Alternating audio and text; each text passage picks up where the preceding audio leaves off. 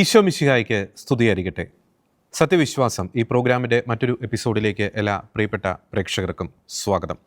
പ്രപഞ്ച സൃഷ്ടാവായ രാജാതി രാജനായ കർത്താവിൻ്റെ യഥാർത്ഥമായ സാന്നിധ്യമുള്ള നമ്മുടെ ദേവാലയങ്ങൾ പലപ്പോഴും ആഘോഷവേദികളായി മാറുമ്പോൾ വിശുദ്ധിയുടെ അതിർവരമ്പുകൾ എവിടെയാണ് നിശ്ചയിക്കപ്പെടുന്നത്? ഇതര മത സ്വഭാവമുള്ള ചില ആഘോഷങ്ങൾ, വിനോദ പരിപാടികൾ, കലാപരിപാടികൾ, നൃത്ത പരിപാടികൾ, സെക്കുലർ ആഘോഷങ്ങൾ, സെക്കുലർ സെലിബ്രേഷൻസ്, DJ പോലുള്ള പരിപാടികൾ, ഇതെല്ലാം നടത്താനുള്ള വേദിയാണോ നമ്മുടെ ക്രൈസ്തവ ദേവാലയങ്ങൾ?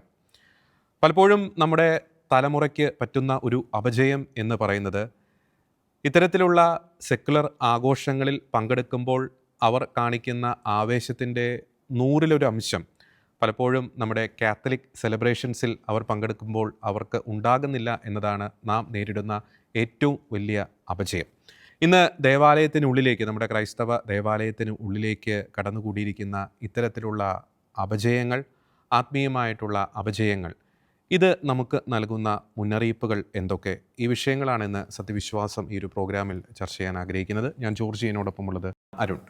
അരുൺ, വളരെ കാലിക പ്രസക്തമായിട്ടുള്ളൊരു വിഷയം തന്നെയാണ് നമ്മൾ ഈ സത്യവിശ്വാസ പ്രോഗ്രാമിൽ ചർച്ച ചെയ്യാൻ നമ്മൾ ഉദ്ദേശിക്കുന്നത്.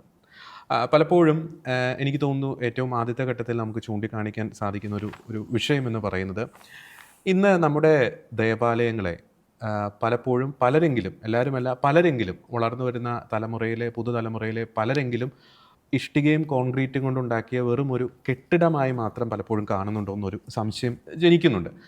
അതിനാൽ തന്നെ ആ ഒരു ദേവാലയത്തെ ഒരു ഓഡിറ്റോറിയമായി, അല്ലെങ്കിൽ ഒരു കൾച്ചറൽ സെൻ്ററായി, അല്ലെങ്കിൽ ഒരു കമ്മ്യൂണിറ്റി സെൻ്ററായിട്ട് പലരും ദുർവ്യാഖ്യാനം ചെയ്യുന്നു.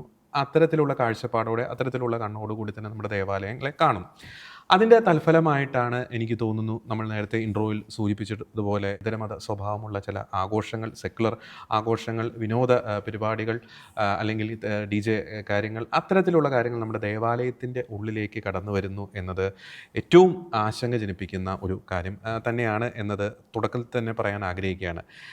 എന്തുകൊണ്ടത് ആശങ്ക ജനിപ്പിക്കുന്നു? അതിൻ്റെ പ്രധാനപ്പെട്ട ഒരു കാര്യം എന്ന് പറയുന്നത്, ഇത്തരത്തിലുള്ള കാര്യങ്ങൾ, അല്ലെങ്കിൽ വിശുദ്ധമായതിനെ വിശുദ്ധമായി തന്നെ നിലനിർത്താൻ നമുക്ക് സാധിക്കുന്നില്ലെങ്കിൽ നമുക്ക് ചുറ്റുമുള്ള ഒരു ആത്മീയ സംരക്ഷണ വേലി, അല്ലെങ്കിൽ ആത്മീയ കോട്ട, അത് തകരാനുള്ള സാധ്യതയുണ്ട്.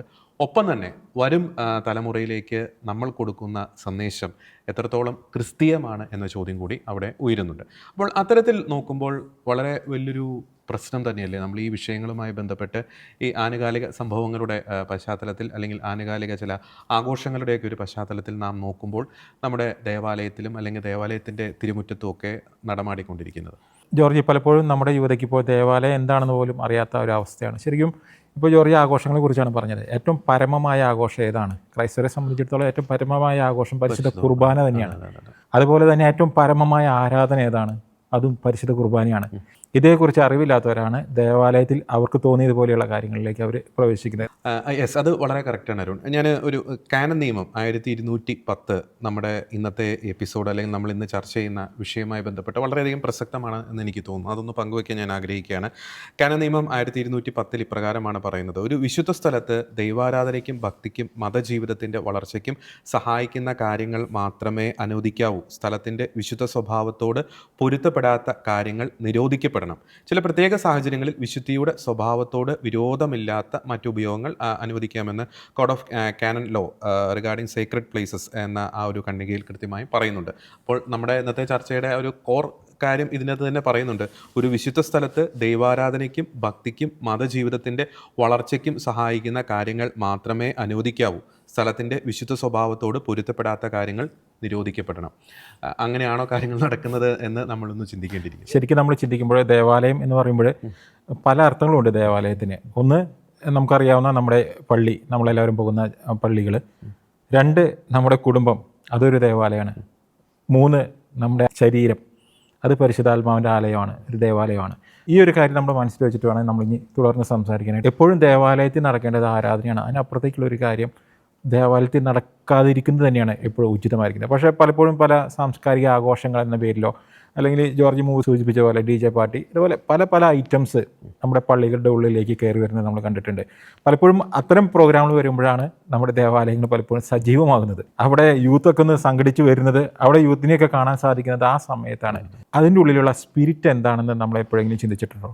നമ്മുടെ കുർബാനയിലുള്ള സ്പിരിറ്റ് എന്താണെന്നുള്ളതും മറ്റ് ഈ പറഞ്ഞ ഐറ്റങ്ങളിലുള്ള സ്പിരിറ്റും എന്താണ്? എന്തായാലും ഏതോ ഒരു സ്പിരിറ്റ് അതിലുണ്ട്.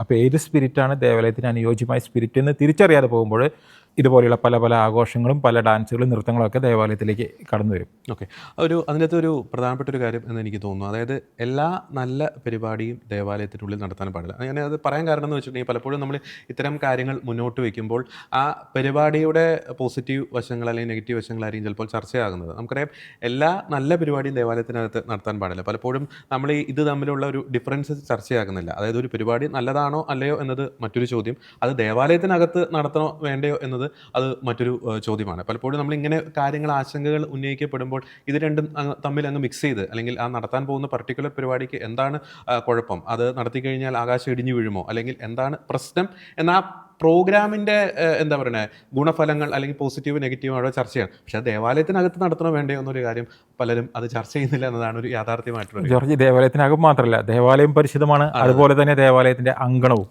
ദേവാലയത്തിന്റെ അങ്കണം എന്ന് പറയുന്നത് രാജാതിരാജൻ ഉലാത്തുന്ന സ്ഥലമാണ്. അപ്പോൾ ദേവാലയത്തിന്റെ അങ്കണവും പരിശുദ്ധിയിൽ തന്നെ കാത്തുസൂക്ഷിക്കാൻ വിളിക്കപ്പെട്ടവരാണ് നമ്മൾ ഓരോരുത്തരും. അത് പ്രധാനപ്പെട്ട ഒരു കാര്യമാണ്. അതായത് നമ്മൾ ദേവാലയത്തോട്, നമ്മളിപ്പോൾ ദേവാലയത്തിനകത്ത് നടത്തണോ വേണ്ടയോ എന്നത് നമ്മൾ ഏറ്റവും കോറായിട്ട് നമ്മൾ ചർച്ച ചെയ്യുന്ന പോയിന്റ്. രണ്ടാമത്തെ പോയിന്റ്, ഇപ്പോൾ അരുൺ പറഞ്ഞതുപോലെ, ഇപ്പോൾ ദേവാലയത്തിന് അകത്ത് പള്ളിമുറ്റത്ത്, നമ്മുടെ പോർട്ടിക്കോ ദേവാലയ മുറ്റത്ത് നടത്തിക്കൂടെ എന്നൊരു ചോദ്യം അവിടെ ഉന്നയിക്കുന്നുണ്ട്. അതിനുള്ളൊരു മറുപടി എന്ന് പറയുന്നത്, നാം എത്രത്തോളം ദേവാലയവുമായി ഫിസിക്കലി അടുത്ത് വന്നുകൊണ്ടിരിക്കുന്നുവോ അത്രത്തോളം അവിടെ നടത്തുന്ന പ്രോഗ്രാമിൻ്റെ പരിപാടിയുടെ സ്വഭാവം, അവിടെ ആലപിക്കപ്പെടുന്ന ഗാനങ്ങൾ, അവിടെ നടത്തുന്ന നൃത്തച്ചുവടുകൾ, അല്ലെങ്കിൽ അവിടെ പറയുന്ന കാര്യങ്ങൾ, ആ പ്രോഗ്രാമിൻ്റെ നേച്ചർ, ആ പ്രോഗ്രാമിൻ്റെ ചരിത്രം, അല്ലെങ്കിൽ ആ നടത്താൻ പോകുന്ന ആഘോഷങ്ങളുടെ ഒരു സോഴ്സ് എവിടെ നിന്നാണ്, അത് ദേവാലയത്തിൻ്റെ വിശുദ്ധിയോട്, കർത്താവിൻ്റെ പരിശുദ്ധിയോട് കൂടുതൽ അടുത്തേക്ക് വരണം എന്നതാണ് എനിക്ക് തോന്നുന്നു ആ ഒരു ചോദ്യത്തിന് നമുക്ക് നൽകാൻ കഴിയുന്ന ഏറ്റവും മനോഹരമായിട്ടുള്ളൊരു മറുപടി എന്ന് എനിക്ക് തോന്നുന്നു. ജോർജ് മുമ്പ് സൂചിപ്പിച്ചത് തന്നെയാണ് എൻ്റെ കാര്യം. അതായത് നമ്മുടെ ജീവിതത്തിനൊരു പ്രൊട്ടക്ഷൻ ഉണ്ട്, നമ്മുടെ സഭയ്ക്കൊരു പ്രൊട്ടക്ഷൻ ഉണ്ട്. ഈ പ്രൊട്ടക്ഷൻ, കർത്താവിൻ്റെ സംരക്ഷണം എടുത്തു മാറ്റുന്ന പ്രവർത്തികൾ ഒരിക്കലും നമ്മുടെ ദേവാലയത്തിലായിക്കോട്ടെ, നമ്മുടെ കുടുംബങ്ങളിലായിക്കോട്ടെ ഉണ്ടാകാൻ പാടില്ല, സഭയിലായിക്കോട്ടെ ഉണ്ടാകാൻ പാടില്ലാത്തതാണ്. ബൈബിളിലെ 2 കഥാപാത്രങ്ങളെ നമുക്ക് കാണാൻ കഴിയും. ഒന്ന്, ഏറ്റവും ദുഷ്ടയായ സ്ത്രീ എന്ന് ബൈബിളിലെ വിശേഷണം ലഭിച്ചിട്ടുള്ള ജെസബൽ എന്ന രാജ്ഞിയെക്കുറിച്ചാണ്. 2, ബാലാക്കിന് ഉപദേശം കൊടുത്ത ബാലാമിൻ്റെ കുറിച്ചാണ്. ഇതിൽ ജെസബലിൻ്റെ ഒരു പ്രവൃത്തി, ജെസബൽ അത് ഇസ്രായേൽ എന്ന് പറഞ്ഞൊരു ഏകദൈവത്തെ ആരാധിച്ചിരുന്ന ഒരു രാജ്യം. ആ രാജ്യത്ത് എങ്ങനെയാണ് ജെസബൽ അവിടെ ഒരു അന്യദൈവ ആരാധന കൊണ്ടുവന്നതെന്ന് ബൈബിൾ നമുക്ക് പരിശോധിച്ച് കഴിഞ്ഞാൽ കൃത്യമായിട്ട് മനസ്സിലാവാൻ സാധിക്കും. അവർ ആദ്യമേ തന്നെ ചെയ്തത്, അവിടെയുള്ള പ്രവാചകന്മാരുടെ, യഹോവയുടെ പ്രവാചകന്മാരുടെ, കർത്താവിൻ്റെ പ്രവാചകന്മാരുടെ വായ അടച്ചു കളഞ്ഞു, അവരെ നിശബ്ദരാക്കി. അതാണ് ആദ്യത്തെ സ്റ്റെപ്പ്. അപ്പോൾ അവിടെ പ്രവചനം മുഴങ്ങുന്നില്ല, കർത്താവിൻ്റെ ശബ്ദം അവിടെ ജനം കേൾക്കുന്നില്ല. ഇതാണ് ആദ്യത്തെ ഘട്ടം ചെയ്തത്. രണ്ടാമത് അവർ അവിടെ ബാൽ ദൈവത്തിൻ്റെ ആരാധനയ്ക്ക് ഒരു അനുവാദം, അതല്ലെങ്കിൽ അത് സർക്കാരിൻ്റെ ഔദ്യോഗിക പരിപാടിയായിട്ട് അത് മാറ്റി. 3, ഈ വിഗ്രഹാരാധനയിലേക്ക് ദൈവജനത്തെ ആകർഷിപ്പിച്ചു കൊണ്ടുവന്നു. 4മതായിട്ട് അവർ ദൈവത്തിൻ്റെ നിയമങ്ങളിൽ, ശരിക്കും പറഞ്ഞാൽ അത് ആ നിയമങ്ങളെ അവർ ഡൈല്യൂട്ട് ചെയ്തു. പലപ്പോഴും നമ്മുടെ സമൂഹങ്ങളിൽ നടക്കുന്ന ഇതാണ്, ദൈവത്തിൻ്റെ നിയമത്തിനെ ഡൈല്യൂട്ട് ചെയ്യുന്നു. പലപ്പോഴും ചില പഠനങ്ങളൊക്കെ കേന്ദ്രീകരിക്കുന്നത് എത്രത്തോളം ആകാം, അതാണ്, എവിടെയാണ് അതിർവരമ്പ്, അതാണല്ലോ പലപ്പോഴും ചർച്ചയിലേക്ക് വരുന്നത്. ദൈവജനത്തിന് പാപത്തിൻ്റെ നന്മയുടെയും ഇടയിലുള്ള ഏത് പൊസിഷൻ വരെ പോകാം എന്നുള്ളതാണ് പലപ്പോഴും ചർച്ച ചെയ്യപ്പെടുന്നത്. ഇവിടെ ഏതാനും വർഷങ്ങൾക്ക് മുമ്പ് ഡാനിയേലച്ചൻ പറഞ്ഞൊരു വാക്ക് എനിക്ക് ഓർമ്മ വരികയാണ്, വഴുക്കുന്ന വരമ്പിൽ പോയിട്ട് നിൽക്കരുത്. ദൈവജനം വഴുക്കുന്ന വരമ്പിലേക്ക് പോയി നിൽക്കരുത്. ഇതിൻ്റെ അർത്ഥം ഇതാണ്, ഏകരക്ഷകനായിട്ട് ക്രിസ്തുവിനെ അംഗീകരിച്ചവർ അവർ ആ പോയിന്റിൽ തന്നെ നിൽക്കണം, ആ പാറമേൽ തന്നെ നിൽക്കണം. ആ പാറമേൽ നിൽക്കാതെ എത്രത്തോളം നമുക്ക് നീങ്ങി നിൽക്കാം ഇത് പറഞ്ഞാൽ, അത് വഴുക്കുന്ന വരമ്പിൽ നിന്ന് കഴിഞ്ഞാൽ ഉറപ്പാണ് ഒരു നിമിഷ നേരം കൊണ്ട് നമ്മൾ ഏത് നിമിഷവും നമ്മൾ പ്രതീക്ഷിക്കാത്ത സമയത്ത് നമ്മൾ അതിൽ വീണ് പോകും. ഈ വീഴ്ച ഉണ്ടാകാതിരിക്കാൻ ഒന്നേ ചെയ്യേണ്ടൂ, നമ്മൾ ആ പാറമേൽ, ഉറപ്പുള്ള പാറമേൽ നമ്മൾ നിൽക്കാം. ഇതേപോലെ തന്നെയാണ് ബാലാമിൻ്റെ ഉപദേശം. ബൈബിളിൽ കാണുന്നുണ്ട്, നമ്മളേറ്റ് പറയുന്ന ചില വചനങ്ങൾ, അത് ബാലാം പറഞ്ഞ ഒരു വചനാണ്. യാക്കോബിന് ആഭിചാരം ഏൽക്കുകയില്ല, ഇസ്രായേലിനെതിരെ ക്ഷുദ്രവിദ്യ ഫലിക്കുകയില്ല. ഇത് പറഞ്ഞ ബാലാം എത്രത്തോളം ബാലാമിനോട് ഇസ്രായേലിനെ ശപിക്കാൻ പറയുമ്പോഴും ബാലാമിനെ ശപിക്കാൻ കഴിയുന്നില്ല, പകരം അനുഗ്രഹിക്കുക ചെയ്യുന്നത്. അപ്പോൾ ഇങ്ങനെയുള്ള അനുഗ്രഹ വചനം പറഞ്ഞിരിക്കുക. ഈ അനുഗ്രഹ വചനം പറഞ്ഞ സാഹചര്യം, ഇസ്രായേൽ ജനം അവരവരുടെ ദൈവത്തിൻ്റെ പ്രൊട്ടക്ഷനിൽ നിൽക്കുന്ന സമയത്താണ് ഈ വചനം കേൾക്കുന്നത്. ഇതിനുശേഷമാണ് ബാലാം ബാലാക്കിന് ആ ഉപദേശം കൊടുക്കുന്നത്. ആ ദൈവജനം ദൈവത്തിൻ്റെ ഒപ്പം നിൽക്കുമ്പോൾ, അവർ ആ വിശുദ്ധിയിൽ കർത്താവിനോടൊപ്പം നിൽക്കുമ്പോൾ അവരെ തകർക്കാൻ നമുക്ക് സാധിക്കില്ല. പകരം അവരെ അവരുടെ ദൈവാരാധനയിൽ നിന്ന് മാറ്റി കഴിഞ്ഞാൽ നമുക്ക് ഈസി ആയിട്ട് അവരെ തകർക്കാൻ കഴിയും. അവരെ വാളും ആയുധങ്ങളൊന്നും വേണ്ട, അവരെ തകർക്കാനായിട്ട് വളരെ സിമ്പിളാണ്. അവർ അവരുടെ ദൈവത്തിനകന്നോ അവരുടെ പ്രൊട്ടക്ഷൻ പോയോ ആർക്ക് വേണമെങ്കിലും അവരെ ചവിട്ടിക്കൂട്ടാവുന്ന അവസ്ഥയിലേക്ക് എത്തും. ഈ ഒരു അവസ്ഥയിലേക്ക് നമ്മൾ ആഘോഷങ്ങളുടെ പേരിൽ നമ്മൾ പ്രത്യേകിച്ച് നമ്മുടെ ദേവാലയങ്ങളിൽ അത്തരമൊരു വേദിയാക്കിയിട്ട് നമ്മൾ കൊണ്ടുചെന്നെത്തിക്കരുത്. മറ്റൊരു 3 പോയിന്റ് കൂടി പറയാൻ ആഗ്രഹിക്കുന്നത് ഈ വിഷയവുമായി ബന്ധപ്പെട്ട്, ദേവാലയത്തിൻ്റെ കേന്ദ്രം മനുഷ്യനല്ല ക്രിസ്തുവാണ് എന്നൊരു ആഴത്തിലുള്ള അവബോധം നമ്മുടെ ഉള്ളിൽ എല്ലാം അടിയുറച്ച് നിൽക്കണമെന്ന് എനിക്ക് തോന്നുന്നു. അതായത് ഒരു ദേവാലയത്തിൽ ഒരു പ്രോഗ്രാം നമ്മൾ ഈ പറയുന്ന കാര്യങ്ങളൊക്കെ നടത്തുമ്പോൾ അത് ദേവാലയത്തിൻ്റെ ഉള്ളിൽ നമ്മുടെ പള്ളികളിൽ കർത്താവാണ് യഥാർത്ഥത്തിൽ സന്നിഹിതനാണ്, അല്ലെങ്കിൽ കർത്താവ് തന്നെയാണ് ആ ദേവാലയത്തിലുള്ളത് എന്ന ഉറച്ച ബോധ്യത്തോടെ ഈ പരിപാടി നമുക്കവിടെ നടത്താൻ കഴിയുമോ എന്നൊരു ചോദ്യം നമ്മളോട് തന്നെ നമ്മൾ ചോദിക്കുക, അത് ഏത് പ്രോഗ്രാം നമ്മളത് തിരഞ്ഞെടുത്താലും. ഇനി രണ്ടാമത്തെ ഒരു കാര്യമെന്ന് പറയുന്നത്, ഈ വളർന്നു വരുന്ന തലമുറയ്ക്ക് നമ്മൾ കൊടുക്കുന്നൊരു മാതൃകയാണ്.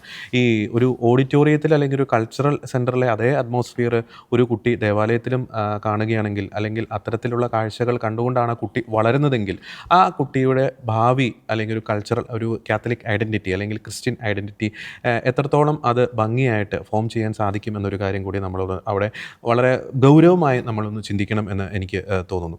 പലപ്പോഴും നമ്മുടെ ഈ എന്താണ് പറയുന്നത്, നമ്മുടെ പാരിഷ് കലണ്ടേഴ്സിനെ നമ്മുടെ സെക്കുലർ കലണ്ടർ ഇങ്ങനെ ഓവർടേക്ക് ചെയ്യുന്നൊരു സാഹചര്യം പലപ്പോഴും സംഭവിക്കുന്നുണ്ട്. ഇത്തരത്തിലുള്ള ആഘോഷങ്ങൾ സംഘടിപ്പിക്കുമ്പോൾ പലരും പറയുന്നൊരു കാര്യമുണ്ട്, ഇതൊരു കൂട്ടായ്മയുടെ ഭാഗമാണ്, അല്ലെങ്കിൽ ഇങ്ങനെ സന്തോഷം പങ്കുവയ്ക്കാനുള്ള ഭാഗമാണ്, അല്ലെങ്കിൽ ഒരു ആഹ്ലാദം പങ്കുവയ്ക്കാനുള്ള ഒരു അവസരമാണ് എന്നൊക്കെ. ഈ കൂട്ടായ്മ പങ്കുവയ്ക്കാൻ, ആഹ്ലാദം പങ്കുവയ്ക്കാൻ എത്രത്തോളം അവസരങ്ങൾ നമ്മുടെ ലിറ്റർജിക്കൽ കലണ്ടർ നമ്മുടെ മുമ്പിൽ നൽകുന്നുണ്ട്. ക്രിസ്മസ് ഉണ്ട്, ഈസ്റ്റർ ഉണ്ട്, സെപ്റ്റംബർ 8-ാം തീയതി പരിശുദ്ധ അമ്മയുടെ ജനന തിരുനാൾ വരുന്നുണ്ട്. ആ ജനന തിരുനാളിൽ നമുക്ക് പായസം വിതരണം ചെയ്യാം, മധുരം പങ്കുവയ്ക്കാം. നമുക്കറിയാം ഈ ചില ആഘോഷങ്ങളൊക്കെ ആയിട്ട് ബന്ധപ്പെട്ട് ചില കളികളൊക്കെ ദേവാലയത്തിന് പരിസരത്ത് നടത്തുന്നുണ്ട്. എന്തുകൊണ്ട് നമുക്ക് ഇങ്ങനെ ചിന്തിച്ചുകൂടാ? ഈസ്റ്ററിനോടനുബന്ധിച്ച് ചില കളികൾ അല്ലെങ്കിൽ ചില കോമ്പറ്റീഷൻസ്, ക്രിസ്മസിനോടനുബന്ധിച്ച് ചില കോമ്പറ്റീഷൻ, അത് നമ്മൾ ചിന്തിക്കാറില്ല എന്നതാണ് ഏറ്റവും വലിയ അപജയം. ഇനി കൂട്ടായ്മ വളർത്താനാണ് ഇത് നടത്തുന്നതെങ്കിൽ കൂട്ടായ്മ വളർത്തുവാനുള്ള, അത് നമ്മുടെ ഇടവകാംഗങ്ങൾക്കിടയിൽ കൂടുതൽ ആഴത്തിൽ ഊട്ടിയുറപ്പിക്കാനുള്ള എല്ലാ അവസരങ്ങളും അതിനുള്ള ദിനങ്ങളും ലിറ്റർജിക്കൽ കലണ്ടർ എനിക്ക് തോന്നുന്നു ആവശ്യത്തിൽ കൂടുതൽ നമുക്ക് നൽകുന്നുണ്ട്.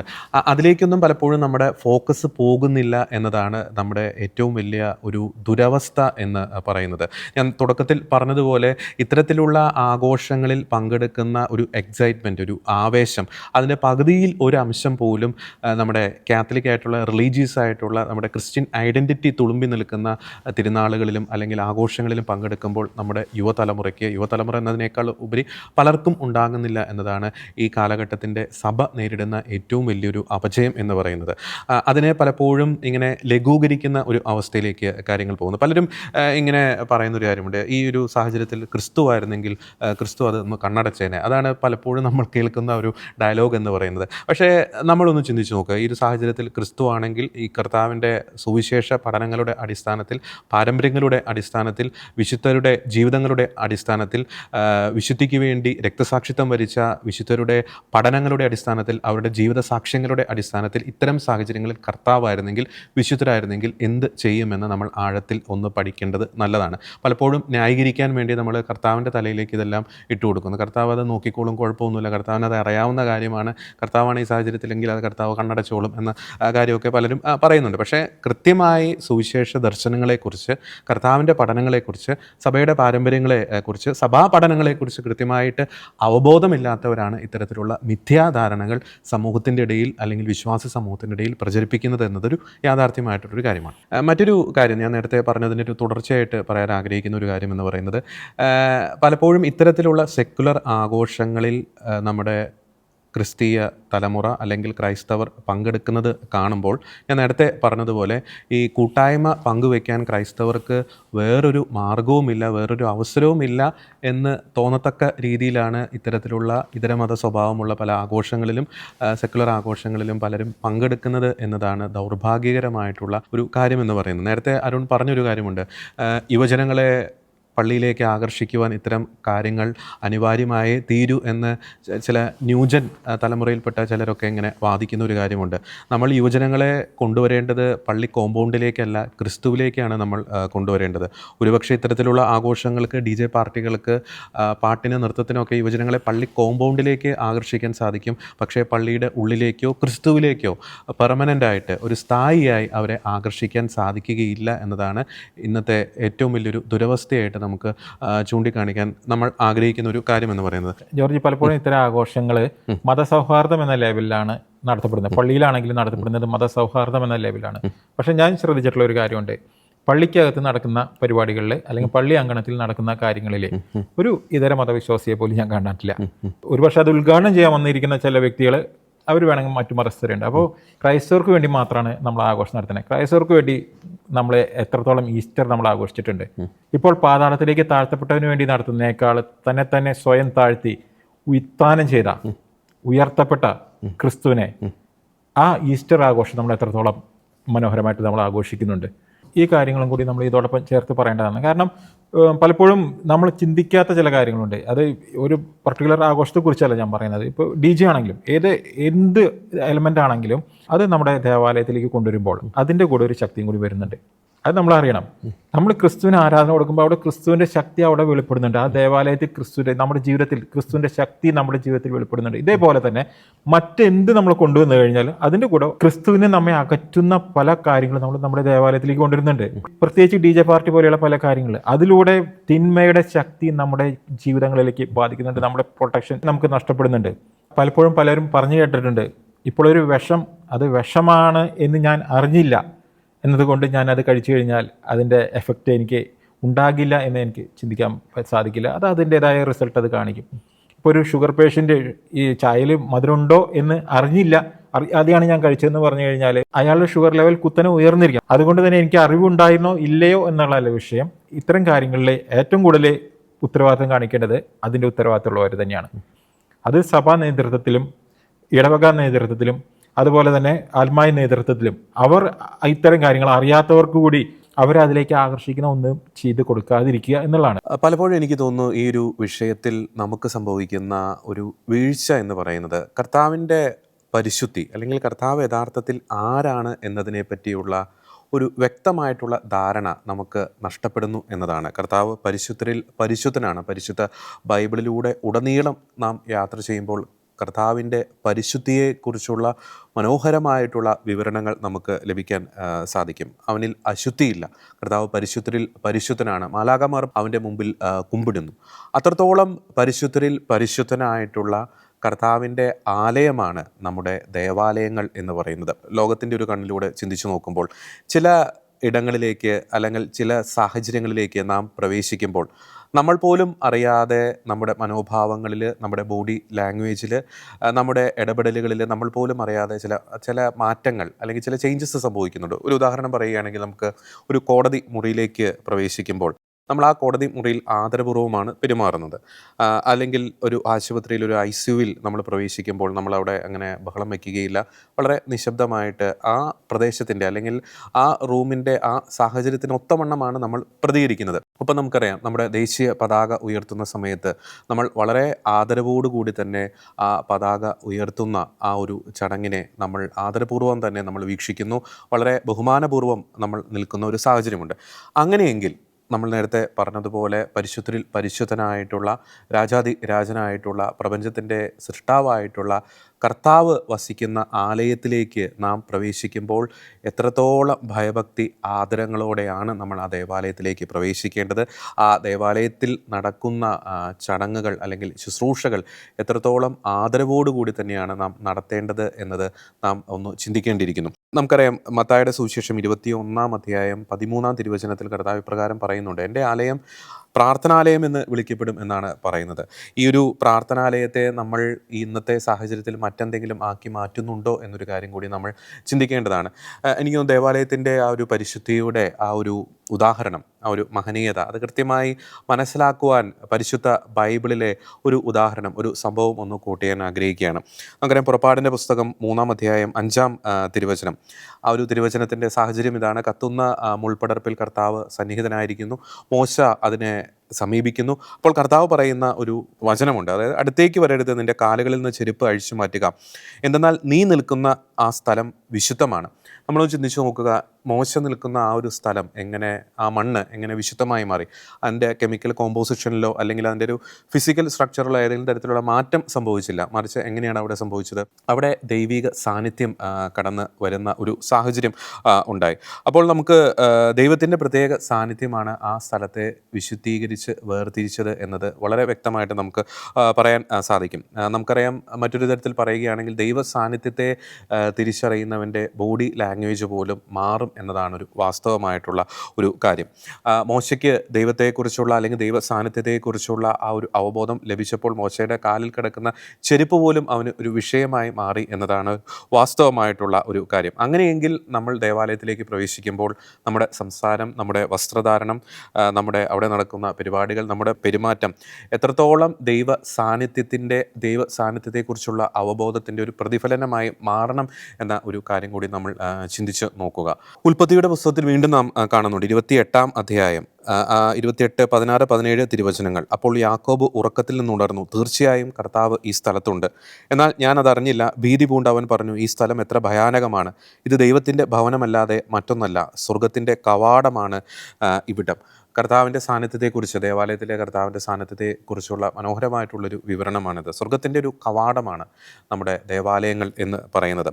അപ്പോൾ നമ്മുടെ ഒരു ചോദ്യം ഇതാണ്, നമ്മുടെ ദേവാലയത്തിലേക്ക് പ്രവേശിക്കുന്ന നമ്മുടെ കുട്ടികൾക്ക്, നമ്മുടെ യുവജനങ്ങൾക്ക്, നമ്മുടെ വിശ്വാസി സമൂഹത്തിന് ഇത് വ്യത്യസ്തമായിട്ടുള്ള ഒരു ഇടമാണ് എന്നൊരു ചിന്ത, ഒരു അവബോധം, ഒരു ബോധ്യം ലഭിക്കുന്നുണ്ടോ എന്നതൊരു നമ്മൾ എടുത്തു പറയേണ്ട ഒരു കാര്യമാണ്. നമ്മൾ ദേവാലയത്തിലേക്ക് പ്രവേശിക്കുമ്പോൾ നമ്മൾ മറ്റൊരു സ്ഥലത്ത് നിന്ന് വേറൊരു സ്ഥലത്തേക്ക് പ്രവേശിക്കുന്നു എന്നതിനേക്കാൾ അപ്പുറം നമ്മുടെ ഒരു മനോഭാവത്തിൽ കൂടി ഒരു മാറ്റം വരേണ്ടിയിരിക്കുന്നു എന്നതാണ് ഇവിടെ എടുത്തു പറയേണ്ട ഒരു പ്രധാനപ്പെട്ട ഒരു കാര്യം.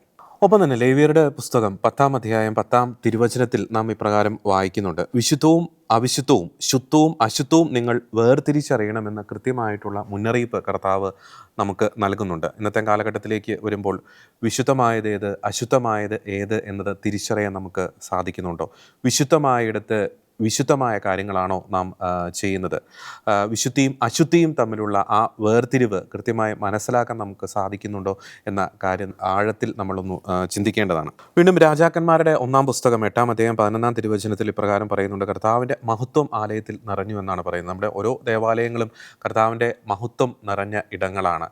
ആ മഹത്വം നിറഞ്ഞ ഇടമാണ് എന്ന ഒരു അവബോധത്തോടെ വേണം നമ്മൾ ദേവാലയത്തെ സമീപിക്കേണ്ടത്, ദേവാലയത്തെയും അതിൻ്റെ പരിസര പ്രദേശങ്ങളെയും സമീപിക്കേണ്ടത്. ഹബക്കൂക്ക് പ്രവാചകന്റെ പുസ്തകം 2-ാം അധ്യായം 20-ാം തിരുവചനത്തിൽ പ്രകാരം വായിക്കുന്നുണ്ട്, കർത്താവ് തൻ്റെ വിശുദ്ധ മന്ദിരത്തിലുണ്ട്, ഭൂമി മുഴുവൻ അവൻ്റെ മുമ്പിൽ നിശബ്ദമായിരിക്കട്ടെ എന്നത് നമ്മൾ ഇവിടെ എടുത്തു പറയേണ്ട ഒരു കാര്യമാണ്. അതായത് നമ്മുടെ ദേവാലയത്തിനുള്ളിൽ നാം ദർശിക്കുന്ന ആ ഒരു നിശബ്ദത എന്ന് പറയുന്നത് ഒരു എംപ്റ്റിനെസ് അല്ല, ഒരു ശൂന്യതയല്ല, മറിച്ച് കർത്താവിൻ്റെ സാന്നിധ്യത്തെ വിളിച്ചോതുന്ന ഒരു കാഹളധ്വനിയായി ദേവാലയത്തിൻ്റെ ഉള്ളിലെ ആ വിശുദ്ധമായിട്ടുള്ള നിശബ്ദതയെ നമുക്ക് മനസ്സിലാക്കാൻ സാധിക്കണം. ആ നിശബ്ദതയെ കീറി മുറിക്കുന്ന രീതിയിലുള്ള ആഘോഷങ്ങൾ, പരിപാടികൾ, അല്ലെങ്കിൽ പെരുമാറ്റങ്ങൾ, വസ്ത്രധാരണങ്ങൾ, സംസാര രീതികൾ, മനോഭാവങ്ങൾ നമ്മുടെ ഭാഗത്തു നിന്ന് ഉണ്ടാകുന്നുണ്ടെങ്കിൽ അത് തിരുത്തേണ്ട ഒരു സമയത്താണ് നാം ഇപ്പോൾ ആയിരിക്കുന്നത് എന്നത് വ്യക്തമായിട്ടും പറയാൻ ആഗ്രഹിക്കുകയാണ്. കർത്താവിൻ്റെ പരിശുദ്ധമായിട്ടുള്ള സാന്നിധ്യത്തെക്കുറിച്ച് യേശയ്യാപ്രവാചകൻ്റെ പുസ്തകത്തിൽ വളരെ മനോഹരമായിട്ട് വിവരിക്കുന്നുണ്ട്. യേശയ്യാപ്രവാചകൻ്റെ പുസ്തകം 6-ാം അധ്യായം 1 മുതലുള്ള തിരുവചനങ്ങളിൽ ഈ പ്രകാരം നാം വായിക്കുന്നുണ്ട്, ഉസിയ രാജാവ് മരിച്ച വർഷം കർത്താവ് ഉന്നതമായ ഒരു സിംഹാസനത്തിൽ ഉപവിഷ്ടനായിരിക്കുന്നത് ഞാൻ കണ്ടു. അവിടുത്തെ വസ്ത്രാഞ്ചലം ദേവാലയം മുഴുവൻ നിറഞ്ഞു നിന്നു. അവിടുത്തെ ചുറ്റും സെറാഫുകൾ നിന്നിരുന്നു. അവയ്ക്ക് 6 ചിറകുകൾ വീതം ഉണ്ടായിരുന്നു. 2 ചിറകുകൾ കൊണ്ട് മുഖവും 2 കൊണ്ട് പാദങ്ങളും അവ മറച്ചിരുന്നു. 2 ചിറകുകൾ പറക്കാനുള്ളവയായിരുന്നു. അവ പരസ്പരം ഉദ്ഘോഷിച്ചു കൊണ്ടിരുന്നു, പരിശുദ്ധൻ പരിശുദ്ധൻ പരിശുദ്ധൻ, സൈന്യങ്ങളുടെ കർത്താവ് പരിശുദ്ധൻ, ഭൂമി മുഴുവൻ അവിടുത്തെ മഹത്വം നിറഞ്ഞിരിക്കുന്നു. അവയുടെ ശബ്ദഘോഷത്താൽ പൂമുഖത്തിൻ്റെ അടിസ്ഥാനങ്ങൾ ഇളകുകയും ദേവാലയം ധൂമഭരിതമാവുകയും ചെയ്തു. കർത്താവിൻ്റെ ആ ഒരു പരിശുദ്ധി അത് എത്രത്തോളം മഹത്വമേറിയതാണ്, അതിൻ്റെ ഒരു ഗ്ലോറിയുടെ മനോഹരമായിട്ടുള്ള വിവരണമാണ് യേശയ്യാ പ്രവാചകൻ പങ്കുവയ്ക്കുന്നത്. ഇതിൻ്റെ ഒരു തനി ആവർത്തനം തന്നെയാണ് നമ്മുടെ ഇടവക ദേവാലയങ്ങളിലും സംഭവിക്കുന്നത്. പരിശുദ്ധരിൽ പരിശുദ്ധനായിട്ടുള്ള കർത്താവ് എഴുന്നള്ളിയിരിക്കുന്ന ആ ദേവാലയത്തിൽ അല്ലെങ്കിൽ ആ ദേവാലയത്തിൻ്റെ പരിസരത്തും നമ്മൾ ആ പരിശുദ്ധിക്ക് യോജിച്ച രീതിയിലാണോ പെരുമാറുന്നത് എന്നത് നമ്മൾ ആഴത്തിൽ ചിന്തിക്കേണ്ടിയിരിക്കുന്നു. ഈ ഒരു കാലഘട്ടത്തിൽ നമ്മെ കൺഫ്യൂസിങ് ആക്കണം, പ്രത്യേകിച്ച് വിശ്വാസപരമായിട്ടുള്ള കാര്യങ്ങളിൽ ഒരു ഡിസിഷൻ എടുക്കുവാൻ നമ്മളെ കുറേ കൂടി കൺഫ്യൂസിങ് ആക്കുന്ന പല ചിന്തകളും പല പഠനങ്ങളും പല പ്രബോധനങ്ങളും പല മേഖലയിൽ നിന്നും പല കോണുകളിൽ നിന്നും ഉയർന്നുകൊണ്ടിരിക്കുന്ന കാലഘട്ടമാണ്. സോഷ്യൽ മീഡിയയുടെ അതിൽ പ്രശ്നം നമുക്കറിയാം, ഈ നിർമ്മിത ബുദ്ധിയുടെ പല പ്രശ്നങ്ങൾ. അപ്പോൾ നമ്മൾ എടുക്കേണ്ട ഒരു ഡിസിഷൻ എന്ന് പറയുന്നത്, ഒരു വിഷയത്തെക്കുറിച്ചൊരു തർക്കമുണ്ടാകുന്നു അല്ലെങ്കിൽ ഏതെങ്കിലും ആഘോഷത്തെ സംബന്ധിച്ചൊരു തർക്കമുണ്ടാകുന്നു, വേണോ വേണ്ടയോ, അത് ക്രിസ്ത്യാനിക്ക് ഉചിതമാണോ അല്ലയോ എന്ന ഒരു സംശയം ഉണ്ടാകുമ്പോൾ ഓരോരുത്തരും വ്യക്തിപരമായി നോക്കേണ്ടത് അല്ലെങ്കിൽ ചിന്തിക്കേണ്ടത്, അതിനെക്കുറിച്ച് ഒന്ന് പഠിക്കാൻ ശ്രമിക്കുക. കൃത്യമായിട്ട് അതിൻ്റെ റൂട്ട് എവിടെ നിന്നാണ് വന്നത് എന്ന് നോക്കുക. അതിൻ്റെ പിന്നീടുള്ള ചരിത്രത്തിലെ ഓരോ കാലഘട്ടത്തിലും അതെങ്ങനെയാണ് ഡെവലപ്പ് ചെയ്ത് വന്നത്, ഇന്നത്തെ ഈ രൂപത്തിൽ എങ്ങനെ എത്തി നിൽക്കുന്നു എന്ന് നമ്മളൊന്ന് ചിന്തിച്ച് നോക്കുക. ഇതര മതവിഭാഗങ്ങൾ ആ ആഘോഷങ്ങളെ അല്ലെങ്കിൽ അത്തരം കാര്യങ്ങളെ, സാഹചര്യങ്ങളെ എങ്ങനെ നോക്കി കാണുന്നു എന്ന കാര്യം നമ്മൾ ചിന്തിക്കുക. ഞാൻ പറയുന്നത് പോലെ ഈ ഒരു വിഷയത്തിൽ ചോയ്സ് എന്ന് പറയുന്നത് ഒരു ഇൻഡിപെൻഡൻറ്റ് ചോയ്സാണ്. ഓരോരുത്തരുടെയും വ്യക്തിപരമായിട്ടുള്ള ഒരു ചോയ്സാണ് ഈ ഒരു വിഷയത്തിൽ പ്രാധാന്യം അർഹിക്കുന്ന ഒരു കാര്യം എന്ന് പറയുന്നത്. ഓരോരുത്തരും വ്യക്തിപരമായിട്ട് അതിനെക്കുറിച്ച് കൂടുതൽ പഠിക്കാൻ ശ്രമിക്കുക. അതാണ് ആത്യന്തികമായിട്ട് പലപ്പോഴും നമ്മൾ ചെയ്യേണ്ട ഒരു കാര്യം എന്ന് പറയുന്നത്. പലപ്പോഴും ഇങ്ങനെ കൺഫ്യൂസിംഗ് ആയിട്ടുള്ള ഒരു തോട്ട്സും പ്രബോധനങ്ങളും അല്ലെങ്കിൽ ഇങ്ങനെ വാദപ്രതിവാദങ്ങളൊക്കെ വരുമ്പോൾ ഇങ്ങനെ ഒഴുക്കിനൊത്ത് നീങ്ങുന്ന ഒരു ശൈലി. ഒരു യഥാർത്ഥ ക്രൈസ്തവ വിശ്വാസി, ക്രിസ്തുവിനെ ചങ്കിന് തുല്യം സ്നേഹിക്കുന്ന ഒരു ക്രൈസ്തവ വിശ്വാസിയെ സംബന്ധിച്ചിടത്തോളം ഒരു കൺഫ്യൂഷൻ ഉണ്ടാകുന്നു. ഞാൻ ചെയ്യുന്ന കാര്യങ്ങൾ ക്രിസ്തുവിന് നിരക്കാത്തതാണ് അല്ലെങ്കിൽ ക്രിസ്തീയതയ്ക്ക് നിരക്കാത്തതാണ് എന്ന തരത്തിലുള്ള ആരോപണങ്ങളും വാദപ്രതിവാദങ്ങളും വരുമ്പോൾ ഇൻഡിവിജ്വലി അത് പഠിക്കാൻ ശ്രമിക്കുക. കർത്താവിൻ്റെ മുമ്പിൽ ഒരു ഡിസൈൻമെൻറ്റ് എടുക്കുക, കൃത്യമായിട്ട് ഈശോയുടെ ആലോചന ചോദിക്കുക. അങ്ങനെ ഒരു ഡിസിഷനിലേക്ക് വരേണ്ട ഒരു കാലഘട്ടമാണ്. കാരണം പലപ്പോഴും നമുക്കറിയാം, നമ്മൾ സഹായത്തിന് വേണ്ടി നമ്മൾ കാണുന്ന പല മേഖലകളും അല്ലെങ്കിൽ നമ്മൾ നോക്കിക്കാണുന്ന പല മേഖലകളിൽ നിന്നും കൺഫ്യൂസിംഗ് ആയിട്ടുള്ള പല ചിന്തകളും കാര്യങ്ങളും നിലപാടുകളും ഒക്കെ വന്നുകൊണ്ടിരിക്കുന്ന സാഹചര്യത്തിൽ ഇത്തരം കാര്യങ്ങൾ ഉണ്ടാകുമ്പോൾ അത് നമ്മൾ ഇൻഡിവിജ്വലായിട്ടുള്ള സഭയുടെ ആധികാരികമായ പഠനം, നമ്മളത് സോഴ്സ് എടുക്കേണ്ടത് ചുമ്മാ അവരിവരും പറയുന്ന കാര്യങ്ങളല്ല. വിശ്വാസം സുവിശേഷത്തിൽ ഇതിനെപ്പറ്റി അല്ലെങ്കിൽ ഇതുമായി ബന്ധപ്പെട്ട് എന്താണ് പറഞ്ഞിരിക്കുന്നത്, കർത്താവ് ഈ ഒരു വിഷയത്തിൽ ഇങ്ങനെ സാഹചര്യത്തിൽ നിൽക്കുമ്പോൾ എന്ത് നിലപാടായിരിക്കും സ്വീകരിക്കുന്നത്, വിശുദ്ധരുടെ പാരമ്പര്യം, സഭാ പാരമ്പര്യം, സഭയുടെ പ്രബോധനം, സഭയുടെ പഠനം, ഇതിനെയെല്ലാം അടിസ്ഥാനപ്പെടുത്തി വേണം നമ്മൾ തീരുമാനമെടുക്കുക. അതാണ് ഞാൻ ഇൻഡിവിജ്വൽ ഒരു ഡിസിഷൻ എന്ന് ഞാൻ കൊണ്ട് ഉദ്ദേശിക്കുന്നത്. അതല്ലാതെ നമ്മൾ ഓരോരുത്തരും പറയുന്ന ഡിസിഷൻ അല്ല, അത് സഭയുടെ പ്രബോധനങ്ങളിൽ അടിയുറച്ച് നിന്നുകൊണ്ട് അതിനെ സോഴ്സാക്കി നമ്മളൊരു ഡിസിഷൻ എടുക്കുക. രണ്ടാമത്തെ ഒരു കാര്യം കൂടി പറഞ്ഞ് അവസാനിപ്പിക്കാം. നമുക്കറിയാം, നമ്മുടെ ഇന്നത്തെ കുട്ടികളോട് നമ്മൾ തന്നെ ഒരു സർവേ ഒന്ന് എടുത്തു നോക്കുക. നമ്മൾ പല രീതിയിലുള്ള സർവേ എടുക്കാറുണ്ട്. ഇപ്പോൾ സെൻസസിൻ്റെ ഒക്കെ ഒരു കാലഘട്ടമാണ്. വിശ്വാസത്തിൻ്റെ ബേസിക് ആയിട്ടുള്ള കാര്യങ്ങളെക്കുറിച്ച് ചോദ്യങ്ങൾ ചോദിക്കുമ്പോൾ നമ്മുടെ എത്ര കുട്ടികൾക്ക് ഹൃദയത്തിൻ്റെ ഉള്ളിൽ നിന്ന് ഉള്ളു തുറന്നുകൊണ്ട് കൃത്യമായ ബോധ്യത്തോടു കൂടി ഓരോ കാര്യങ്ങളെയും കുറിച്ചും അവർക്ക് ഉത്തരം പറയാൻ സാധിക്കും എന്നൊരു സർവേ നമ്മളൊന്ന് എടുത്തു നോക്കുക. അതിൽ ഉത്തരം പറയാൻ പരാജയപ്പെടുന്ന പലർക്കും ഇത്തരത്തിലുള്ള ആഘോഷങ്ങളുടെ ഐതിഹ്യങ്ങളെക്കുറിച്ച് കാണാപ്പാഠം അറിയാം, മനപ്പാഠം അറിയാം, കൃത്യമായിട്ട് അവർ പറയുമെന്നതാണ് ഒരു വാസ്തവമായിട്ടുള്ളൊരു കാര്യം. ഇങ്ങനെ ഉത്തരം പറയുന്നവർക്ക് പലപ്പോഴും വിശുദ്ധ സെബസ്ത്യാനോസ് എന്തുകൊണ്ട് രക്തസാക്ഷിത്വം വരിച്ചു, വിശുദ്ധ മരിയകുര്യത്തി ആരായിരുന്നു, തിരുവോസ്തിയിൽ കർത്താവിൻ്റെ യഥാർത്ഥമായിട്ടുള്ള സാന്നിധ്യമുണ്ടോ, ഇതിനെക്കുറിച്ചൊന്നും ഒരു അവബോധം ഉണ്ടാവില്ല എന്നതാണ് ഒരു യാഥാർത്ഥ്യം. പക്ഷെ അതിനേക്കാൾ തീക്ഷ്ണമായിട്ട് ആ പള്ളിമുറ്റത്ത് പാടുന്ന DJ പാർട്ടി, ആ പാട്ട് ഏത് സിനിമയിൽ നിന്നാണ്, അത് ആരാണ് പാടിയതെന്ന് കൃത്യമായിട്ട് ഇവർക്ക് പറയാൻ സാധിക്കുമെന്നതാണ് ഇന്നത്തെ തലമുറയ്ക്ക് പറ്റുന്ന ഏറ്റവും വലിയ അപജയം. അവരെ കുറ്റം പറഞ്ഞിട്ട് കാര്യമില്ല. വർഷങ്ങളായി പലപ്പോഴും പലരുടെയും ഭാഗത്തു നിന്നുണ്ടാകുന്ന ഒരു ദുർമാതൃകയാണ് ഇത്തരത്തിലുള്ള ഒരു ദുരവസ്ഥയുടെ ഒരു പ്രധാനപ്പെട്ട ഒരു കാര്യം എന്ന് പറയുന്നത്. അതിനാൽ തന്നെ നമ്മൾ ഈ ഒരു ചർച്ചയിൽ പങ്കുവയ്ക്കാൻ ആഗ്രഹിച്ച പ്രധാനപ്പെട്ട ഒരു പോയിന്റ് എന്ന് പറയുന്നത്, ദേവാലയ പരിസരം അല്ലെങ്കിൽ പള്ളി എന്ന് പറയുന്നത് അതിവിശുദ്ധമായിട്ടുള്ള ഒരു സ്ഥലമാണ്, അതിപരിപാവനമായിട്ടുള്ള ഒരു സ്ഥലമാണ്, അതിവിശുദ്ധമായിട്ടുള്ള ഒരു സ്ഥലം തന്നെയാണ്. അവിടെ പെരുമാറേണ്ട ചില ചിട്ടവട്ടങ്ങളുണ്ട്, അവിടെ നടപ്പാക്കേണ്ട ചില കാര്യങ്ങളുണ്ട്.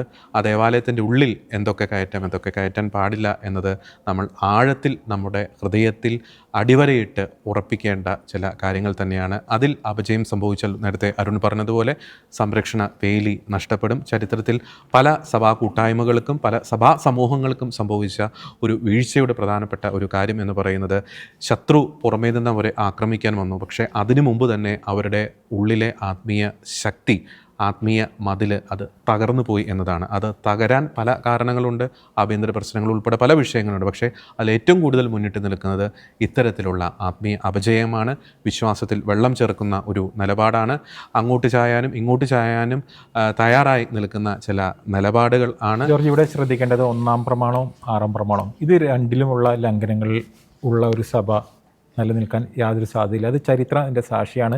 പരിശുദ്ധ ബൈബിളിൽ പഴയ നിയമം തൊട്ട് നമ്മൾ നോക്കി കഴിഞ്ഞാൽ നമുക്ക് കാണാൻ സാധിക്കുന്നതാണ്. അവസാന വെളിപാട് പുസ്തകത്തിലും കൃത്യമായിട്ട് ആ കാര്യം തന്നെയാണ് ബൈബിളിൽ ഏറ്റവും കൂടുതൽ വാണിംഗ് ആയിട്ട് ദൈവജനത്തിന് നൽകിയത്. 1-ാം പ്രമാണത്തിൽ വീഴ്ചയരുത്, വിശ്വാസത്തിൽ കോംപ്രമൈസ് അരുത് അരുത് അരുത്. അത് ഏത് മതസൗഹാർദ്ദത്തിൻ്റെ ലേബലായാലും ഒരു കാരണവശാലും ഇത്തരം കോംപ്രമൈസുകളിലൂടെ നമ്മുടെ വിശ്വാസം വളരെയില്ല, നമ്മുടെ വിശ്വാസം താഴേക്ക് പോവുകയുള്ളൂ. മറ്റു മതവിശ്വാസങ്ങളിലുള്ള ഒരാളും മറ്റൊരു മതവിശ്വാസത്തിൻ്റെ ആഘോഷങ്ങൾ കൊണ്ട് അവരുടെ ക്ഷേത്രത്തിൻ്റെ ഉള്ളിലോ അവരുടെ മോസ്കിൻ്റെ ഉള്ളിലോ ആഘോഷിക്കാൻ അവർ പോകാറില്ല. കാരണം അവർക്കറിയാം അവരുടെ ഐഡൻറ്റിറ്റി എന്താണെന്നുള്ളതും അവരാരിലാണ് വിശ്വസിക്കുന്നതെന്നും അവർക്ക് കൃത്യമായിട്ട് അറിയാം. പക്ഷേ ക്രൈസ്തവൻ അറിഞ്ഞുകൂടാ താൻ ആരിലാണ് വിശ്വസിക്കുന്നതെന്ന് ക്രൈസ്തവൻ അറിഞ്ഞുകൂടാ. അതുകൊണ്ട് തന്നെയാണ് അവൻ അറിയാത്തതെല്ലാം അവൻ അതിൻ്റെ ഉള്ളിലേക്ക് കൊണ്ടുവരുന്നത്. ക്രിസ്തു ആരാണെന്ന് അറിഞ്ഞെങ്കിൽ അവൻ ആവശ്യമുള്ളതേ അകത്ത് കയറ്റുള്ളൂ. ഇനി മതസൗഹാർദ്ദം പറയുന്നവരോട് പറയാനുള്ള ഒറ്റ വാക്യമുള്ളൂ, മതസൗഹാർദ്ദം കാണിക്കേണ്ടത് നമ്മൾ അവരെ സ്നേഹിച്ചിട്ടാണ്. നിനക്ക് ചെയ്യാൻ പറ്റുന്ന നന്മ നിൻ്റെ സഹോദരൻ നിഷേധിക്കാതിരിക്കുക. നീ അത് ക്രൈസ്തവനോ ഹൈന്ദവനോ മുസ്ലിമിനോ അല്ല നോക്കിയിട്ടല്ല നീ ചെയ്യേണ്ടത്. നിൻ്റെ ഉള്ളിൽ സ്നേഹമുണ്ടോ, നിനക്ക് അവരെ എല്ലാവരും സ്നേഹിക്കാൻ കഴിയും. അതിൻ്റെ അർത്ഥം അവരുടെ വിശ്വാസത്തെ നമ്മുടെ ജീവിതത്തിലേക്ക് എടുക്കാനല്ല. വിശ്വാസം വേറെ, സ്നേഹം വേറെ. ഓക്കെ, അത് പറഞ്ഞ് നമുക്ക് അവസാനിപ്പിക്കാമെന്ന് എനിക്ക് തോന്നുന്നു. അതായത് അരുൺ പറഞ്ഞ വളരെ പ്രസക്തമായിട്ടുള്ളൊരു കാര്യമാണ്. കൃത്യമായിട്ടും നമ്മൾ ഇതര മതവിശ്വാസത്തെ അല്ലെങ്കിൽ വിശ്വാസങ്ങളെ ആദരിക്കണം, അത് ബഹുമാനിക്കണം. പക്ഷേ അത് ഇടകലർത്താൻ ശ്രമിക്കുമ്പോഴാണ്, അത് സ്വീകരിക്കാൻ പലപ്പോഴും നമ്മുടെ വിശ്വാസവുമായി ഇൻ്റർമിക്സിങ് നടത്താൻ ശ്രമിക്കുമ്പോഴാണ് പല വീഴ്ചകളും അവിടെ സംഭവിക്കുന്നത്. അതിനാൽ തന്നെ വീഴ്ചകളിൽ നിന്ന് പാഠം ഉൾക്കൊണ്ടുകൊണ്ട് വെള്ളം ചേർക്കാത്ത, കലർപ്പില്ലാത്ത ഒരു ക്രൈസ്തവ വിശ്വാസത്തിൽ അടിയുറച്ച് നിൽക്കുന്ന ഒരു ക്രൈസ്തവ സമൂഹം കേരളത്തിലും നമ്മുടെ ലോകമെമ്പാടും രൂപപ്പെടട്ടെ എന്ന് നമുക്ക് പ്രത്യേകം പ്രാർത്ഥിക്കാം.